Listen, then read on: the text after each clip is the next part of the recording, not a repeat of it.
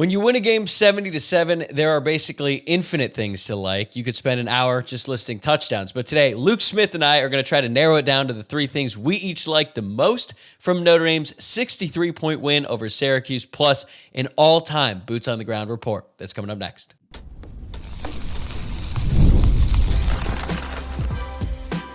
You are Locked On Irish, your daily podcast on the Notre Dame Fighting Irish. Part of the Locked On Podcast Network, your team every day. Hello and welcome in. This is Locked On Irish, your daily home for Notre Dame football. We are part of the Locked On Podcast Network, which is now the #1 sports podcast network in America, and we really appreciate your support in making that happen. I'm your host, Tyler Wojciak. I'm a Notre Dame alum, producer at Fox Sports, and I've been covering the Irish since 2020.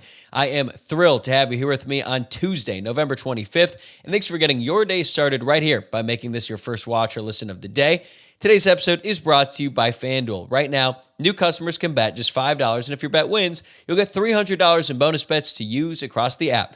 Download the app today. And before we get started, please take a second to subscribe to the YouTube channel or wherever you are listening to the podcast. It is the season of giving after all, and it really helps us out. So we have got a great show in store for you today. As always on Tuesdays, Luke Smith is going to join the show to give us his weekly Boots on the Ground report from Saturday's game. But today we're adding a twist. Luke is also reading the best fan-submitted story from the weekend, and it's a good one. Then we're going to get into our signature Tuesday segment, the three things we each liked from the win, plus the one thing we didn't like, which was difficult to choose from after a 63-point win, but we were able to find something. It's a fun one, so let's jump right in. All right, joining me now is my good friend Luke Smith here for his weekly appearance on the show. And Luke, this might be your last Boots on the Ground report from South Bend this season, so we've got to make it count. You were in the building for Notre Dame's demolition, I guess we could call it, of Syracuse. Just walk us through what it was like and when you realized, oh yeah, this is about to turn into a laugher. You know, because of course it was. Saturday was the nicest home game of the year, weather-wise. Beautiful, 48 degrees. Sun shining. My day started a little bit earlier than normal. I've spoken about the Orange Van tailgate before that we have. There's about 5 or 6 other families that have been helping to run this since the 80s. And over the last few years, there's been a new tradition established where each family takes a game to set up and run the tailgate. So Saturday was my family's game, and that entailed waking up in the pitch black at 5 a.m. and then getting in line to park the van at 6:05. I had never done that before. The lots don't open until 8 a.m. So it seems to me like they generally start letting people in at 7:45, so a little early. But like I said, got in line at 6:05 and we're 15th in line already. So people get there early. And I think the thing you want to avoid is being parked in the street on Angela, and we're coming in up that access road on Compton. So just kind of sitting there, people are talking. I see like a kid and his dad playing catch. And then another interesting part of this game day experience for me to see is that some people literally get in line at 5 a.m. and just leave their cars in line with it turned off and go get breakfast somewhere. But it seems like there's a real community between the people that are out there every week, and that's kind of cool. I will say, Notre Dame used to let you park the night before, and they should go back to that. I don't know why they needed to complicate this even more, and it would also probably save them from having to tow a bunch of people in the morning like they were doing. But that was, an interesting layer to this. And then with the game itself, just a spectacular time. And I think the first thing I said and sent via text was, well, this is going to be hilarious as soon as Jalen Stroman's pick 6 happened. And I didn't anticipate the game going exactly like that, but it was a one-of-a-kind game and really one I'm glad I got to see. Can you think of any game that was like that? Not even against a Power 4 team. I'm talking about when Notre Dame had pummeled like Bowling Green, New Mexico State. It never felt like those teams were as overmatched as Syracuse was on Saturday. It was just unbelievable to watch. Bowling Green was really, really bad, like really, really bad. But I think this was by far the worst team I've ever seen come through that stadium. And I think that Joe Filardi is going to require years of therapy. Frankly, that's malpractice that they kept trotting him out there after pulling him and then putting him back in. And the real question is just how awful is Ricky Collins that he can't get a snap in that game? How do you get a scholarship to be the quarterback at LSU?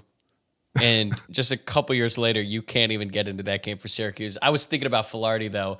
Imagine the relief that he felt the first time that they pulled him. He's probably going Yep. back to the sideline like, oh, thank God that's over. And then they're like, Flaherty, you're You're back back in. Can you Yeah. imagine how disappointed he had to be in that moment?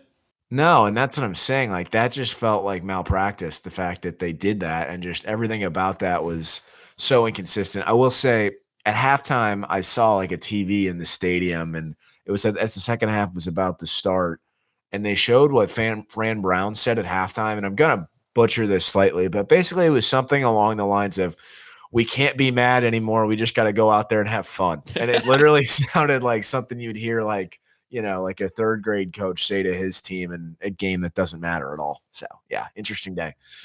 I was having a good time watching Fran Brown take it all in on the sidelines because, he's a guy with a lot of bluster, likes to talk the talk, but he was humbled and he had nothing going for his team.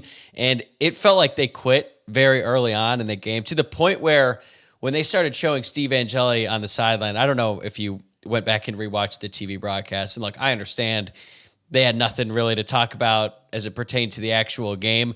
But man, they really drove home the Steve Angeli point, and I get it, but it was almost depressing because they kept showing him on the sideline and he was on the verge of tears the entire game because I can only imagine what that's like for him to be back at Notre Dame and be reminded of the fact that you wanted to be the starting quarterback at Notre Dame so badly and it didn't work out for you and you don't even have the opportunity to go out there and play against them while the team that you chose to join is just getting throttled. So I think we all really like Steve Angeli, but that was just a difficult watch for him. I understand the broadcast didn't have a whole lot of stories to tell at that point, but it was honestly depressing at a certain point. Yeah, I have to imagine he regretted making that trip almost just because that was ugly. I mean, I guess he got to go out there for the coin toss, got to go out for a coin toss Notre Dame Stadium. That's cool, but yeah, no, it couldn't have been an enjoyable afternoon for him. What was the crowd like once the game was well in hand? Because it seemed like everyone was still in the stands. I'm sure some people filed out, but with it being senior day and the understanding that this might very well be the last home game of the season, it felt like the crowd was still into it deep into the second half, like especially on that last drive when they were chanting defense so that Notre Dame could go out there and try to get that shutout. Yeah, I mean, I guess they were on that. I will say the game was well in hand 3 minutes into the game. So, like, there is that. It definitely felt like everybody was kind of like, what's going on here? / should they just call this game? Because I definitely thought that. I still sort of think they should have done that if we're being honest. But it seemed like people found new ways to entertain themselves. I had these 4 guys from Poland sitting in front of me talking to these 2 guys from Ireland 3 rows in front of us, and they were comparing country IDs and just buying each other beers the whole game. So they seem to be having a good time, but you definitely, as fun as the game was, I don't think that was necessarily, the major point of entertainment at a certain point. I'm glad you bring up those around you because this week, for the first time, as we discussed on the show last week, actually, we talked about this. You and I talked about this off camera. We came up with the idea to have fans submit their own boots on the ground report. It was not the best planned thing we've ever done, deciding to do this before the last home game of the regular season. But hey, maybe Notre Dame will have several more games to play the rest of the year. So let's get to our first fan submitted boots on the ground report. And honestly, we started out with a bang. Yeah, I need to shout out ND grad and friend of the program, Jack Mannion here. He's from Syracuse and brought 6 or 7 of his Q's buddies with him for this game. Had a really good time with them at the linebacker Friday night. And then these guys were responsible for one of the funnier bits I've seen in Notre Dame Stadium.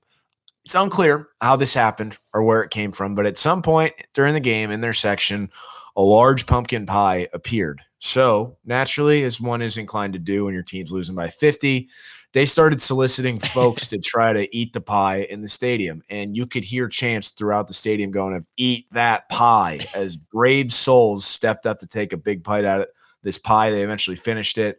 I later learned that after the game, they were recognized as the linebacker on Saturday night as the Pie Guys by a group who were sitting across the stadium from them and shared some videos that they captured from across the stadium. So I'm just glad that, despite the 63-point outcome, and I think these guys knew they were in for a rough one going into the game, everybody was still able to have some fun on Saturday. And it definitely came in a unique way with this one. That's unbelievable. So that means people in different sections, different corners, were they ever on the Jumbotron at a certain point? Not that I saw. That we were too busy with just the obnoxious in-game entertainment lady just screaming her head off about nonsense and doing the coach race that I can't imagine anybody enjoys. But I never saw them on the Jumbotron. No. Wow. To make that kind of an impact at the game where people from across the stadium are recognizing you for having a pie. We need to get some background, though. I want to find out Where did the pie origin. come from? Yeah, where did the pie come from? So if you're watching or listening to this and you have any intel on where this pumpkin pie originated, what section was it? Do you remember? Do you know like whereabouts in the stadium? It was like corner of the end zone. That's what it looked like. So, yeah. All right. Well, we're going to have to get our best men and women on that. But with all that, I think it's about time we start talking about the actual game. Luke is going to be right back here with us in a moment. But before we get to everything that we liked from Notre Dame's 63-point win over Syracuse, I want to tell you about this awesome new promotion courtesy of our friends at FanDuel. The NBA is back, and there is no better place to get in on the action than FanDuel, the official sports betting partner of the NBA. Even if you missed the start of the game or want to ride the hot hand, FanDuel has live bets on everything from who will score next to fourth quarter comebacks. Plus, you can even combine your live bets into a same-game parlay for a shot at a bigger payout. It keeps every game exciting, especially when your team's making that late push. All right, so here's my pick. It's not an NBA pick. I'm looking at the Heisman Trophy odds on FanDuel right now. So Fernando Mendoza, the quarterback of IU, is the odds-on favorite going into the last week of the regular season. He is at minus 125. Julian Sand, the quarterback at Ohio State, is right behind him at plus 400. But guess who's number 3? Jeremiah Love, the running back for Notre Dame. He is at plus 450 right now. I think he has a very good chance to win it, which is not something I would have said a couple weeks ago. But right now, FanDuel is giving new customers $300 in bonus bets when your first $5 bet wins. So head to FanDuel.com to sign up and play your game with FanDuel, the official sports betting partner of the NBA. Yeah, and I think just like in terms of what I liked from this one, it's really just the absurdity of it all. I mean, there's frankly too many stats that exist that describe just how absurd Do you have a Saturday favorite was. one? I think it's probably the fact that it was 35-0 by the time Notre Dame had 5 offensive plays. That one is definitely up there.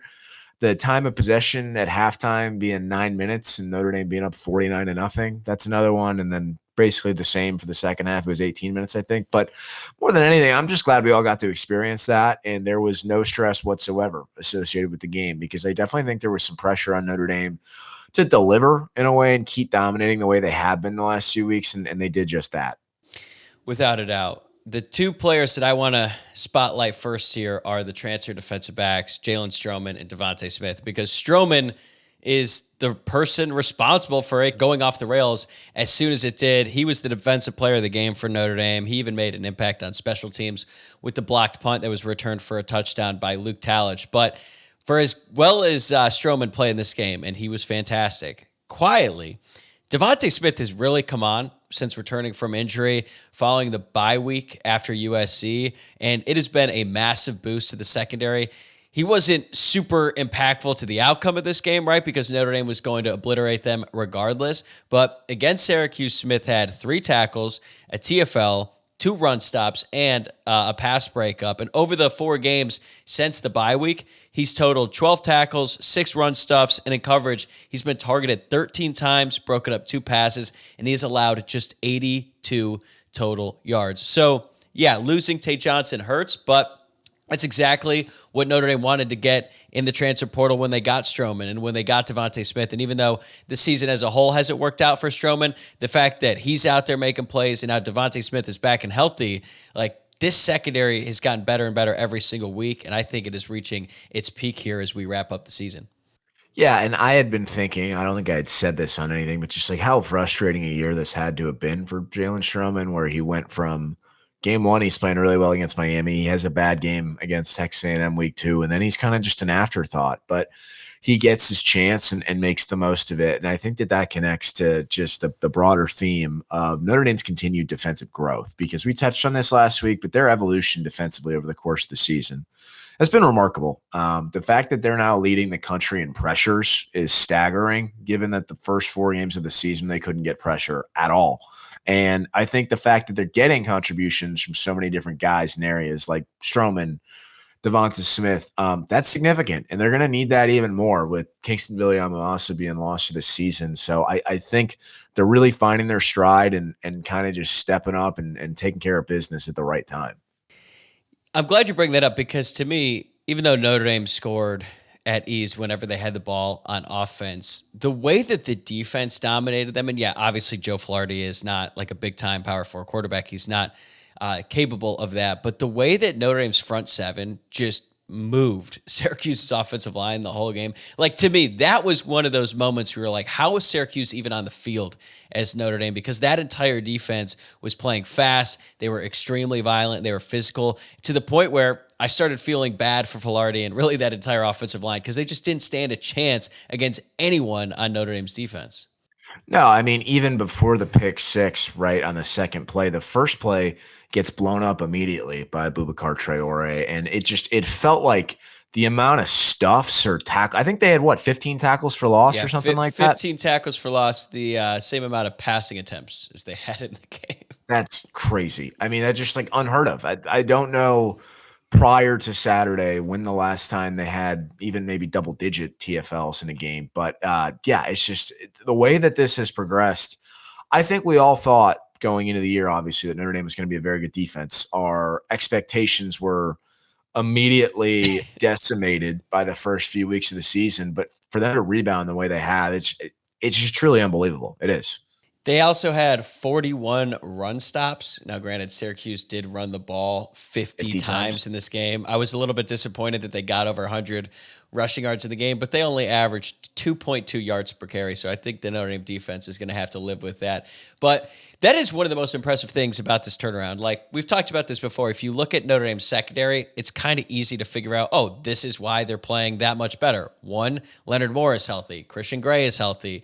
Devontae Smith is healthy. Adon Schuler is just playing better than he was at the beginning of the season. And Tay Johnson and his ascension is a big reason why the secondary as a whole has just taken it to another level because Tay Johnson is such a quality playmaker. But there's not as easy of an answer to choose from when you look at the front seven, other than like the guys are just playing that much better. I mean, you could talk about the fact that Chris Ash is bringing pressure more. He's willing to blitz, and guys maybe just have a better understanding of the defense. But to me, it's like, okay, the secondary, I understand how they were able to turn things around so quickly and to this extent. But the front seven just seems like these guys are mauling dudes in a way that they weren't at the beginning of the season. Well, yeah, I do think there also are some logical answers to like Josh Burnham being healthier. He was not healthy at the start of the year.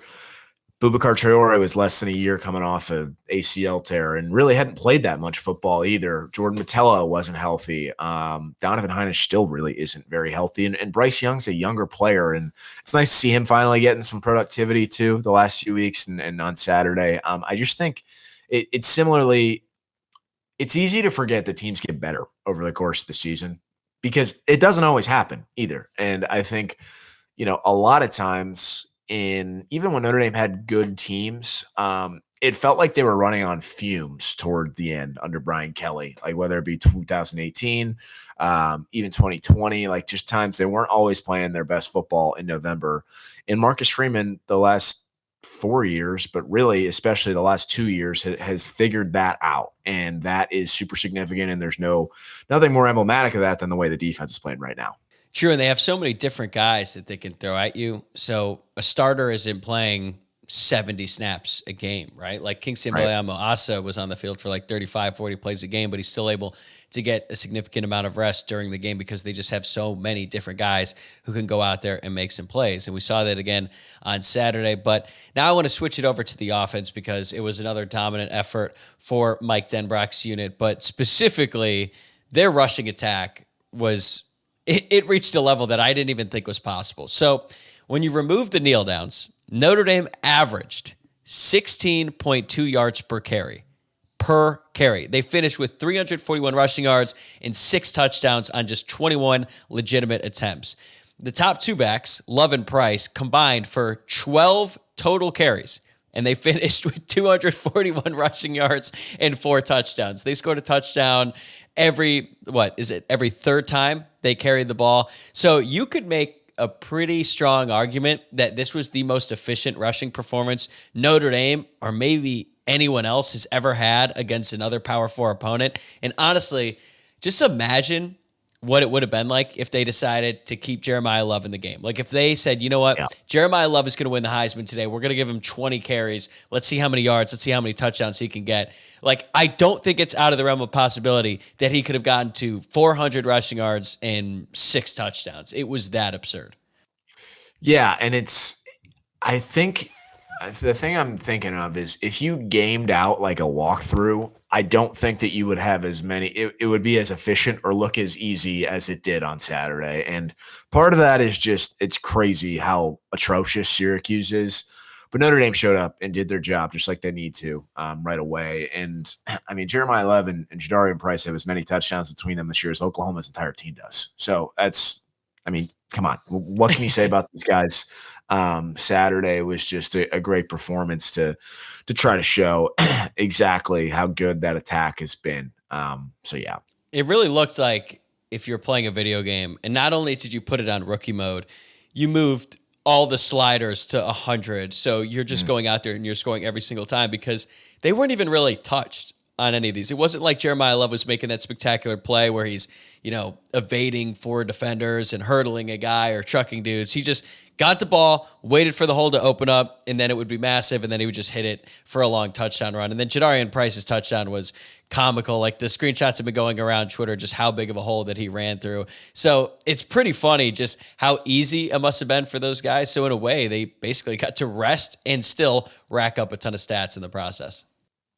Yeah, and just, kind of on a last note, connecting to that, it just really makes me grateful to get to watch those guys, but specifically Jeremiah Love each week, trying to be grateful for all this stuff as we're in the giving season. Thanksgiving's on Thursday, but there's no player I'm more grateful to get to watch than Jeremiah Love, and he had another record-setting day.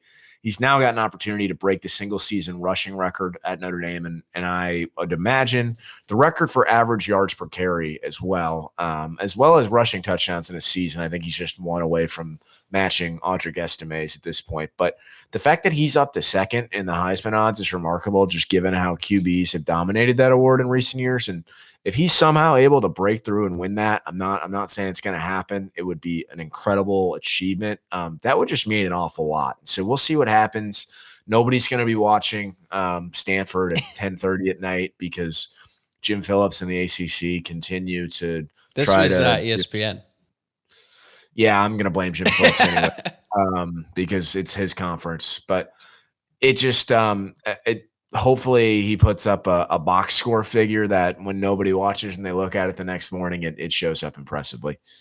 It's hard to top 8 carries for 171 yards and 3 touchdowns, averaging over 20 yards per carry. But that's exactly what Jeremiah Love did on Saturday against Syracuse. And it's so rare for a player of this caliber to actually go out there and live up to the hype in his last season. Like, everyone knew that Jeremiah Love was going to be the focal point of this offense and really the entire team going into the season. We had all this excitement to watch him play, and everyone understood that no matter what, this was going to be his last season in a Notre Dame uniform. And unfortunately, Notre Dame has been kind of burned lately with some of these like generational talents who their final season with Notre Dame ends up getting cut short. Like Kyle Hamilton's season was cut short. Benjamin Morrison, like those are 2 all-time players in Notre Dame history. And we didn't really get the full experience with them. But the fact that Jeremiah Love has played as well as he has all season long, and we just continue week after week to get these highlights.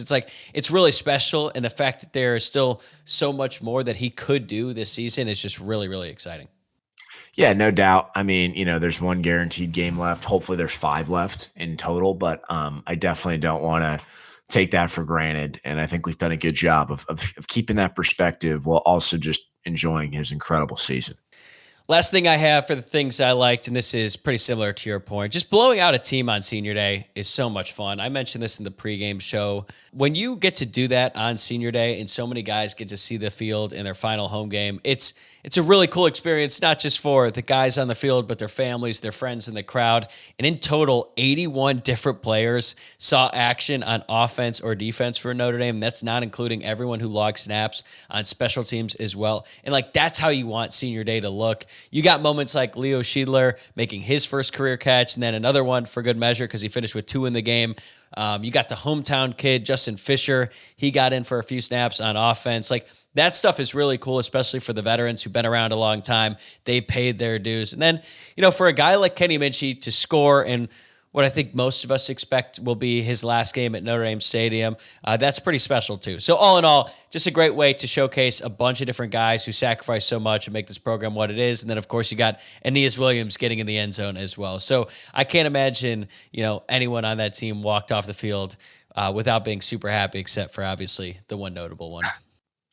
Yeah, no doubt. And we'll talk about that, I'm sure. But I will say also that kind of reminded me, Saturday was a phenomenal day for prop gambling. I've never seen anything like this, actually. A friend of mine bet $1 on defensive special teams first score, Jeremiah Lubb 2+ touchdowns, and Aeneas Williams anytime score. Somehow that only paid out $241. I would have thought it would have had, honestly, more juiced odds than that. And then it did have numerous people before the game saying, I think I'm going to bet 2 times defensive, special teams touchdown. One guy only had defensive touchdown twice, so he was freaking out a little bit after the punt block. And then 15 seconds later, he was fine too. But just a remarkable day for prop betting too. I mean, it should have been 3 because Ethan Long had that one.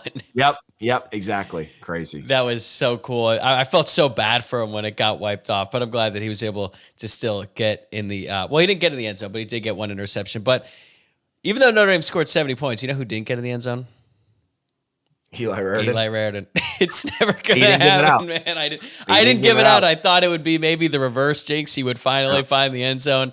I thought maybe one of those times where they were getting close, they would just throw him a little jump ball. But look, man, it's just never going to happen. No, I don't think so. And maybe it will in a huge moment in the playoffs. But yeah, it doesn't seem like he's going to get a regular season one this season. All right, it's hard to find things to not like after a 63-point win, but we tried. Did you find anything that you didn't like from the game? So I mean, the obvious one is Kingston Viliamu-Asa. That sucks so bad, man. He had just been playing so well, and it's not that Notre Dame doesn't have the depth to help mitigate some of the issues that's going to cause, but it's a huge loss, and there's just no two ways about it. It's also, I know last year wasn't a tear, but he did have a knee problem last year. Just, you're worried about it was the same knee too. Yeah. So we'll see. I mean, I hope that it's a smooth recovery, but there's definitely a long road back. The bigger picture thing, though, really is national media members who went to Miami who are unable to check their biases. I will say that I am 100% a proponent for games mattering. It drove me crazy in 2018 when people tried to make the case that Michigan should be ranked ahead of Notre Dame because if they played later in the year, they would beat them, completely ignoring the fact that, Notre Dame didn't have its starting running back, had a different quarterback playing in that game, and just got a lot better over the course of that season, and was undefeated and didn't have any losses, but I digress. Kevin Clark, Bruce Feldman, Chris Felica. We're not even going to talk about that moron Chuck Todd because 1, he didn't even go to Miami, and 2, he's a failed political commentator. So who cares what he thinks about football? I guess the ACC does though, because they put his tweets all over their graphics, which is egregious. But I don't understand why it's so difficult for all these guys to understand that this isn't a Notre Dame Miami argument. All right. There are 10 teams with 2 losses, I think. And the committee has already told us that they think Notre Dame is a better team than Miami. And so is BYU, Utah, and Alabama too. You've got guys like Felica trying to use wins against Sagarin, highly rated opponents to make a point against ND, while completely ignoring that Notre Dame's ranked 2nd in Sagarin. You've got Kevin Clark on the Rosillo show today trying to claim that Carson Beck is getting better as the season is going on, which anyone with eyes can tell you is dead wrong. And just being incredibly whiny and not willing to accept that Notre Dame is a much better team and only Miami has gotten better, which I would argue is not true also. It's just really unprofessional and pathetic, and I wish it didn't bother me. But as a fan, I'm allowed to be bothered by it. The good news is Notre Dame's play the last few weeks has been the living embodiment of that Mike Tomlin, we do not care press conference, and they're just going out there and beating people's brains in. I don't see that changing this week. The irony in all of this with Miami and the complaining from that fan base is if they shifted their attention to Utah, like you mentioned, or maybe even BYU, I think they would have a much better argument. And obviously, I understand the root of it being the fact that Notre Dame and Miami played each other, and I understand why that's bothersome to them. But like, if they had shifted all their attention to say, why is Utah ahead of them? I think they probably, and maybe they will, honestly, when the rankings come out later tonight, because Utah needed like 2 comebacks to beat Kansas State. And the fact that they ran for over 470 rushing yards in Rice Eccles is pretty mind-boggling. So maybe Miami will end up jumping Utah. But it also was funny how when the college football playoff rankings came out last week, Reese Davis was so prepared to ask Wojciak about Notre Dame and Miami that he just didn't ask about Alabama dropping from 4th to 10th. And it's like, Alabama probably had a better case. So it seems like all these people are really upset and Notre Dame is just on the wrong end of it. But there's more arguments to be had. They just need to shift their focus a little bit. I think they'd be a lot more successful right now, because when your argument is against a Notre Dame team that just beat Syracuse, a Power 4 opponent, 70-7, you're probably not going to have a whole lot of luck with that. But if you just shifted it to these other teams, you might realize that, hey, they're actually right this time around. Yeah, I mean, college football is the sport of the perpetually aggrieved, whether it's right to feel that way or not, whether you should feel aggrieved. But Miami fans have really taken this to a new level. There's this one guy like Kane Art I see in literally the replies of every single Notre Dame tweet ever, and he's just the most illogical person I've ever seen. It's embarrassing, but it's especially embarrassing for these guys that have platforms and cannot check their biases at the door. Sort of on that note, I got to say, this idea that Pat Narduzzi and Pitt just tanked the Notre Dame game is just, it makes no sense. And like, it's one of the dumbest things I've encountered in all my years following college football. Like, I understand what Pat Narduzzi said in the pregame. It was moronic. He walked his comments back. I think even he realized it was dumb. And now that we have a little bit more context of the situation, it felt like he was trying to like get back at the reporter who asked the previous question, basically asking how it felt for Narduzzi that Notre Dame had beaten Pitt by a combined score of like 103-7 or whatever it was. Yeah. So it was a dumb comment, but now the fact that people are taking that literally is just insane to me, because if we're all being honest here, if Pitt had won that game, if they had beaten Notre Dame, it would have been the biggest victory for that program in decades, and it would have put them firmly in the mix for an at-large spot in the college football playoff. You got game day in town. You got Aaron Donald being honored at halftime. You've got Tony Dorsett there. Like, in what universe do you roll out that kind of treatment for a game that you don't actually care about? And this all happened because Pitt went up 28-0 on Georgia Tech, and then they did everything they possibly could to lose that game. But fortunately, they were able to win that game. And also against Notre Dame, they brought back injured players like Biles, like Lewis, like their running back Desmond Reed, some of the best players on their team. So they went all out to win that game against Notre Dame, and people just need to accept the reality that Notre Dame dominated arguably the best team in the ACC in their own stadium. But fortunately for Pitt, they get that win over Georgia Tech. They're still in it. But it just, at this point, opposing fans are doing everything they possibly can to discredit Notre Dame. And it's this specific one that Pitt just mailed it in is the dumbest one I've seen. Yeah, and I mean, that is the fact that argument that Pitt, didn't try or whatever. This is actually what bothers me the most about the ACC and what they did. I mean, it's one thing when you're just putting morons tweets on a graphic like Clay Travis and the aforementioned Chuck Todd, but the fact that the Chuck Todd tweet that they put on there suggested that Navy and Pitt did not play their best players, and so they didn't give an honest effort. I even said the Navy thing. I think they sat Blake Horvath for that reason, because they had a conference title preserved. I don't know if that's true or not. That's fine. I don't really necessarily take issue with that. But the Pitt thing is just a lie. I mean, they had their better players come back for it. And the ACC putting that on a graphic like that is libel. I mean, legitimately, what are we doing?